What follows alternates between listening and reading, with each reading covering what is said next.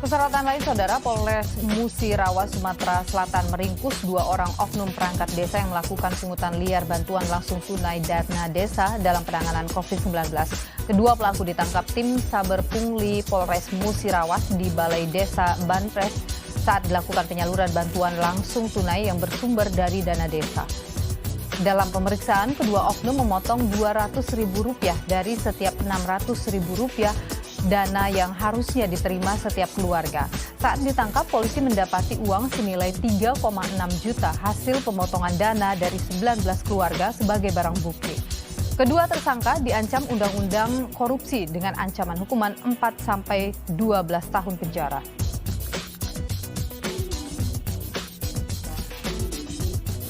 Yang diberikan oleh pemerintah maupun bantuan-bantuan orang yang peduli ya terhadap wabah COVID-19 ini di wilayah Murah. Ini pelaku mendatangi penerima tersebut dengan meminta kembali sebagian dana desa yang sudah disalurkan. Dari sini kita tahu bahwa berita di atas merupakan salah satu bentuk korupsi. Apa itu korupsi? Korupsi adalah perbuatan yang buruk yang ditujukan untuk memperkaya diri sendiri atau orang lain, atau korporasi yang mengakibatkan kerugian pada negara. Faktor penyebab korupsi yaitu faktor hukum, tidak baiknya substansi hukum, faktor ekonomi, merasa kurangnya gaji, faktor organisasi, kurangnya teladan pemimpin, dan faktor politik, terjadi instabilitas politik.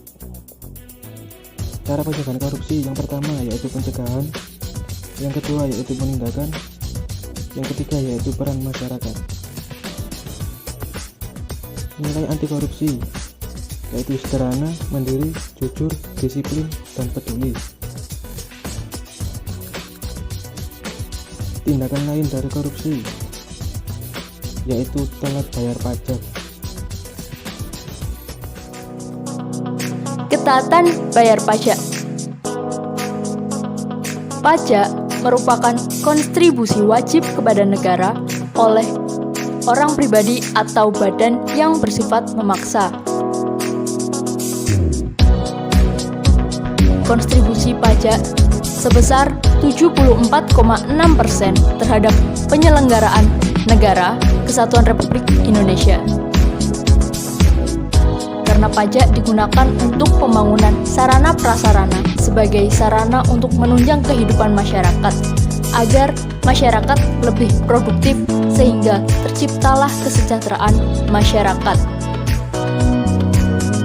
Selain itu, pajak digunakan sebagai biaya operasional sekolah atau yang kita kenal sebagai BOS, di mana ini mensukseskan program wajib belajar yang dicanangkan oleh Indonesia.